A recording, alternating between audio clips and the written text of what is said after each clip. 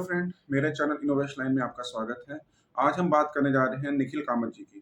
कौन है ये निखिल कामत जी? आजकल किसी भी बड़े ट्रेडर से बात करो या किसी व्हाट्सएप ग्रुप पे या किसी भी ऐसे बिज़नेस में बैठो, जिसमें बिज़नेस मीटिंग में बैठो जिसमें कि आपकी स्टॉक मार्केट से रिलेटेड या इन्वेस्टमेंट से रिलेटेड बात हो रही हो, तो वहाँ पे सबसे पहले बात होती है निखिल कामत जी की। भई ऐसा क्या है जो इनकी बात हो रही है? क्या ये कोई स्टॉक मार्केट के बैकग्राउंड से हैं या स्टॉक मार्केट कंपनी से? ये हैं ज़ीरोधा के फाउंडर। ज़ीरोधा के फाउंडर मतलब कोई इन्होंने ब्रोकिंग इंडस्ट्री से होंगे तभी इन्होंने अपनी अलग कंपनी खोली होगी या कोई इसी बैकग्राउंड से होंगे। जी नहीं, ये थे सैलरी क्लास फैमिली से। इनके फादर वर्किंग थे बैंक में एज़ एग्ज़ीक्यूटिव और इनकी मदर हाउसवाइफ़ थी। शायद उनसे पहले उन्होंने कुछ टीचिंग की जॉब भी की हुई है इनकी मदर ने और ये खुद भी वर्किंग थे। इन्होंने कॉल सेंटर में 8,000 जी हाँ जी, 8,000 की सैलरी पे अपना करियर स्टार्ट किया था एक बीपीओ पे, एक कॉल सेंटर पे। महज़ 17 साल की उम्र में इन्होंने इन्वेस्टमेंट स्टार्ट की स्टॉक मार्केट में अपने फैमिली मेंबर्स के नाम पे अकाउंट खुलवा करके क्योंकि इनका इंटरेस्ट था, एक इनका ग्रुप था मारवाड़ियों का जिसके थ्रू इन्होंने उसकी नॉलेज लेना स्टार्ट किया स्टॉक मार्केट का। उसके बाद इनका इंटरेस्ट डेवलप हुआ उस मार्केट में, इन्होंने देखा कि वहाँ से तो काफ़ी पैसा बनाया जा सकता है। तो क्या इन्होंने वहाँ से इतना पैसा कमाया कि इन्होंने आज ज़ीरोधा नाम की कंपनी खोल दी? नहीं। स्टॉक मार्केट से इन्होंने शुरू में लॉसेस भी किए हैं। 2000 में इन्होंने अपनी इन्वेस्टमेंट स्टार्ट की थी स्टॉक मार्केट के। कुछ शुरू के सालों में इनको लॉसेस भी आए हैं। फिर उसके बाद इन्होंने अपनी गलतियों से ऐसा नहीं कि हार मान ली। इन्होंने उसके बाद अपनी गलतियों से सीखा कि मेरी यहाँ-यहाँ पे गलती होती है, मैं उसको सुधार करता हूँ, रेक्टिफ़ाई करता हूँ और कुछ सालों के बाद इन्होंने बिलीव कीजिए बिल्कुल गलती करना बंद कर दिया और उसके बाद एक अच्छा पोर्टफ़ोलियो मेंटेन करने लग गए, एक अच्छी प्रॉफ़िटेबल अपना पोर्टफ़ोलियो अर्न करने लग गए। उसके बाद इनको मिलते हैं बिज़नेसेस ग्रुप के लोग, इन्वेस्टर्स मिलते हैं, जो कहते हैं भाई आप हमारे भी पैसे सँभालो, कोई कहता है हमारे 25 लाख, कोई कहता है 50 लाख, कोई कहता है 1 करोड़, आप हमारे पैसे सँभालो। ऐसे करके इनको एक ग्रुप्स मिलते गए जो कुछ बाहर के इन्वेस्टर्स भी थे, कुछ इंडिया के इन्वेस्टर्स भी थे। उनके पोर्टफोलियो को इन्होंने स्टार्ट किया और सँभालना एक और उसके थ्रू ये काफ़ी ब्रोकिंग इंडस्ट्रीज़ के कॉन्टैक्ट में है क्योंकि आप डायरेक्ट स्टॉक मार्केट में इन्वेस्ट नहीं कर सकते हैं, आपको किसी ब्रोकर की ज़रूरत पड़ती है।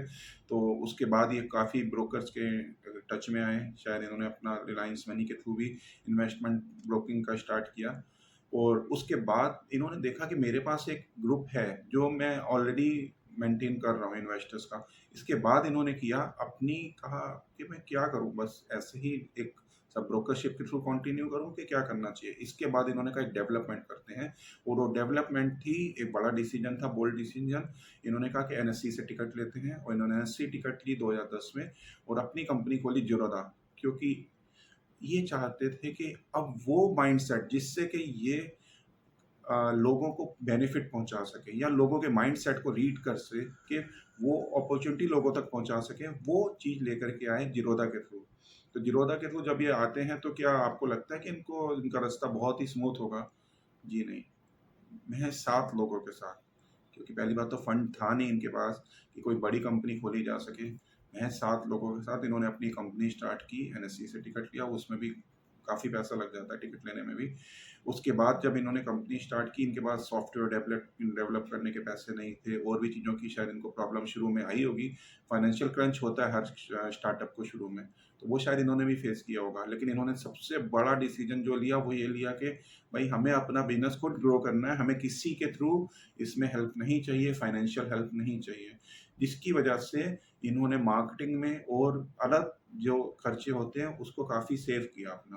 और धीरे-धीरे करके क्योंकि इनकी बीपीओ की नॉलेज तो थी, इन्होंने अपने पीयर्स ग्रुप पे खुद ही अपने इन्फॉर्मेशंस भेजने स्टार्ट किए, उनके से कॉन्टैक्ट स्टार्ट किए और धीरे-धीरे करके ये 1000 अकाउंट्स पे पहुँचे, फिर उसके बाद 2000 अकाउंट तक पहुँचे।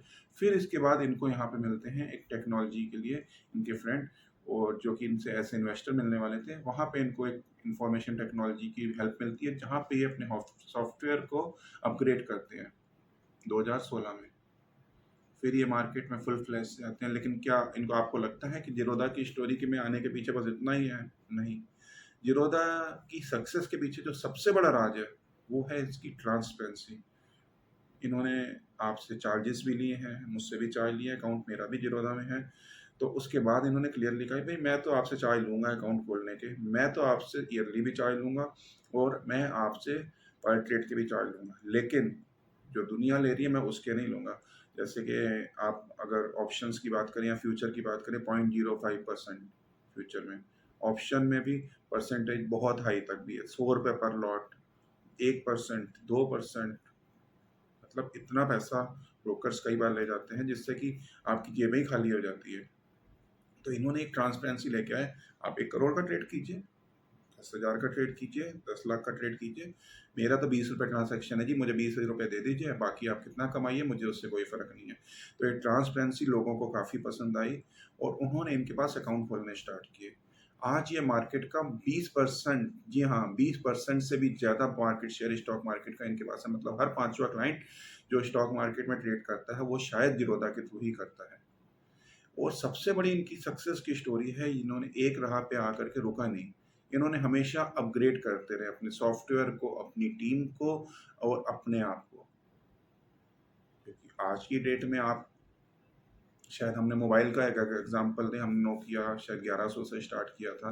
वो टच वाले फ़ोन बाद में आए, फिर उसके बाद भी उसमें जीएसएम और अलग-अलग टेक्नोलॉजीज़ आई। तो उसी तरीके इन्होंने भी यही बोला कि भाई अपनी टेक्नोलॉजी को या फिर अपने बिज़नेस को क्यों अपग्रेड नहीं करना? धीरे-धीरे करके ये इसको अपग्रेड करते गए। उसके बाद इन्होंने कहा कि दूसरी कस्टमर की रिक्वायरमेंट क्या है? कस्टमर रिटेंशन कैसे होगा? इन्होंने कहा कस्टमर रिटेंशन के लिए मुझे चाहिए मेरा जितना भी मॉडल है वो सिंपल होना चाहिए ट्रांसपेरेंसी के साथ-साथ। तो इन्होंने सॉफ्टवेयर में बिल्कुल सिंपलिसिटी कर दी और अलग-अलग चीज़ों को बिल्कुल एक सिंपल स्टेप में ला करके रख दिया कि भाई आपको ट्रेडिंग करनी है, बहुत सिंपल स्टेप आइए और हमारे इस ऐप या हमारे साइट के थ्रू बिल्कुल सिंपल तरीके से। उसमें 50 चीज़ें हटा ही दी। आप क्या करने आ रहे हैं आप उसको देखिए। म्यूचुअल फंड के लिए तो उन्होंने शायद एक अलग कंपनी खोल दी है। तो एक सिंप्लिसिटी, अपग्रेडेशन ऑफ बिजनेस और कस्टमर रिटेंशन के लिए कस्टमर के माइंडसेट को रीड करना, ये सबसे बड़ी ज़रूरी है जो ज़ीरोधा ने और ज़ीरोधा के फाउंडर मिस्टर कामत ने लीड की। तो मैं आपको यही बताना चाहूँगा, कभी भी हमें किसी बिज़नेस को ग्रो करना है, जैसे कि हम लोग बात करते हैं स्टार्टअप की, तो स्टार्टअप के अंदर सबसे पहले तो हमें ये देखना है कि हमारी नॉलेज किस चीज़ में है। अगर हमारी नॉलेज ही नहीं है किसी भी फील्ड में और हम किसी के भी कहने पे उस फील्ड में उतर जाते हैं, तो शायद उसको सक्सेस करने में हमें काफ़ी महीने भी लग सकते हैं, सालों लग सकते हैं और उसके सक्सेस की कोई गारंटी नहीं है। तो सबसे पहले आप जिस भी बिज़नेस में जाना चाह रहे हैं, तो उसकी इन्फॉर्मेशन लें, उसमें एक्सपीरियंस लें। तो एक कहते हैं ना वर्ड है कि शागिर्दगी कर लो, बिल्कुल शागिर्दगी कर लो और उसके बाद आप एक्सपीरियंस ले लो, फिर उसके बाद उस बिज़नेस में घुसो। उसके बाद दूसरी चीज़ है कि आप उसका माइंडसेट रीड करो, क्योंकि अल्टीमेटली आपको कस्टमर्स तो लाने ही पड़ेंगे। कोई भी ऐसा बिज़नेस नहीं है जो कि कस्टमर के बिना चलता हो, सेल्स के बिना चलता हो। तो आपको दूसरी चीज़ सेल्स कैसे ग्रो करनी होगी? दूसरी चीज़ सेल्स ग्रो करनी होगी कस्टमर के माइंडसेट से। आप कभी भी कंपनी के माइंडसेट से मत सोचें। अगर आपको माइंड रीड करना है, तो आपको माइंड रीड करना है कस्टमर के हिसाब से। तो आप वहाँ पे ज़रूर सक्सेस होंगे। तीसरी चीज़ आती है फाइनेंशियल क्रंच की। अगर हम लोग इनिशियल स्टेज में देख कर के चलें, तो हम लोग कहीं पे भी कुछ भी बिज़नेस स्टार्ट करते हैं, वहाँ पे फंड का स्टार्टिंग में जो रिक्वायरमेंट होती है अरेंज भी कर लेते हैं। लेकिन बाद में वो बिज़नेस का लॉस का सबसे बड़ा कारण बनता है। सपोज़ आपको कोई बिज़नेस स्टार्ट करने के लिए 5 करोड़ की रिक्वायरमेंट है। आपने किसी से कुछ लोन ले लिया, कुछ अपने रिश्तेदारों से ले लिया, कुछ ज्वेलरी अपनी ख़त्म कर दी और उसको गिरवी रख दिया, बेच दिया या और किसी तरीके से आपने कर लिया। ज्वेलरी तो चलिए एक आपका अपना पार्ट था। आपने किसी से लोन बोरो किया, वो भी एक आपकी अपनी अब पार्ट है। अब आपने किसी को अपने बिज़नेस में इन्वॉल्व कर लिया है, जो कि आपके बिज़नेस में बिल्कुल डिसीजन मेकर भी है, तो शायद वो आपकी कंपनी को सक्सेस नहीं होने देगा। 100% इसकी कोई गारंटी नहीं है। तो कभी भी कोई बिज़नेस पार्टनर बनाएँ, अगर आपको उसके ऊपर फुल फेथ है कि भई आपके वो डिसीजन मेकिंग में डिस्टर्बेंस नहीं करेगा, तभी आप उसमें कंटिन्यू करें, वरना ठीक है ना, कम पैसे से स्टार्ट कर लो। ये मार्केटिंग पे पैसा मत लगाओ, कम लगा लो, दूसरी चीज़ों में आप एक्सपेंसेस कम कर लो।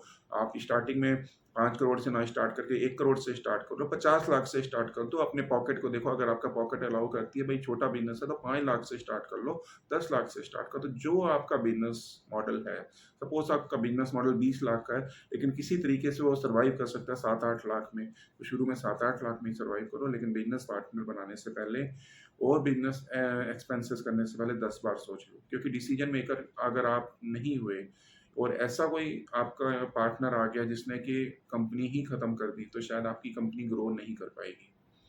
तो ये चीज़ भी हमें सीखने को मिलती है। दूसरा मिस्टर कामत से हमें क्या निखिल कामत से हमें क्या हमें सीखने को मिलता है? वो इन्होंने जो बिज़नेस में सक्सेसफुल किया, इन्होंने सबसे पहले किया कि हमें एक डिपार्टमेंट पे पूरी तरह डिपेंडेंट नहीं होना है। मतलब उसका सबसे बड़ा कारण है, इन्होंने फाइनेंशियल डिपार्टमेंट पे फ़ोकस नहीं किया। इन्होंने आईटी डिपार्टमेंट पे फोकस नहीं किया, इन्होंने एग्जीक्यूटिव कस्टमर डिपार्टमेंट में फोकस नहीं किया। उसके बाद इन्होंने ऐसा क्या किया कि इनका ग्रो हुआ, इन्होंने कहा कि भाई सारे डिपार्टमेंट के एक अलग अलग हेड दो, और उसके बाद उन्होंने उसकी रिपोर्टिंग खुद ली। यहाँ पे इन्होंने सबसे बड़ा गेम खेला, क्योंकि वहाँ पे जो इन्होंने खेला वहाँ से इनको मिली सक्सेस। वो डिपार्टमेंट के हेड्स अपने डिपार्टमेंट को मैनेज करते थे, और ये उन डिपार्टमेंट्स के हेड के थ्रू उस डिपार्टमेंट को मैनेज करते थे, जिससे इनको उनकी डिपार्टमेंट की पूरी ए टू जेड इंफॉर्मेशन मिलती रही। और आज ये एक 28,000 करोड़, जी हाँ 28,000 करोड़ की नेटवर्क पे पहुंच चुकी है ज़ीरोधा कंपनी। तो इसकी सक्सेस इतनी ईजी नहीं थी, लेकिन इसके लिए इन्होंने जो किया, हार्ड वर्क के साथ साथ पैशन भी था, और दूसरा वेल प्लान्ड, जो कि सबसे बड़ा इनका सक्सेस का राज है, वेल प्लान्ड। एक ऐसी सर्विस क्लास फैमिली से निकल करके 28,000 करोड़ का सफर, शायद 1104 नंबर है इनका दुनिया के रिचेस्ट पर्सन में। आप देखिए कितनी जल्दी ग्रो कर चुके हैं ये। तो अगर आपको भी अपने बिजनेस में पैशन है और आप अपने बिजनेस को ग्रो करना चाहते हैं, तो हमें इनसे काफ़ी सीखने को मिलती है। कुछ पॉइंट्स मैं आपको ब्रीफ करना चाहूँगा एंड में। सबसे पहले तो हमें लोन्स बिजनेस में लेने से पहले 10 बार सोचना है। दूसरी चीज़, हमें अपने बिजनेस में पार्टनर किसको करना है, किसको कोलैबोरेशन किसके साथ करना है, वो हमें सोचना है। तीसरा जो मेन पॉइंट है, वो सबसे बड़ी चीज़ है कि हम किस बिजनेस में जा रहे हैं, उसकी हमें एक्सपीरियंस है कि नहीं है, नॉलेज है कि नहीं है। अगर हो सके तो शुरू के कुछ महीने या साल आप उसमें एक्सपीरियंस के लिए शागिर्दगी करें, उसकी जो भी हो सके उसके इंफॉर्मेशन गैदर करें, जिससे कि आपको उसको सक्सेस मिले।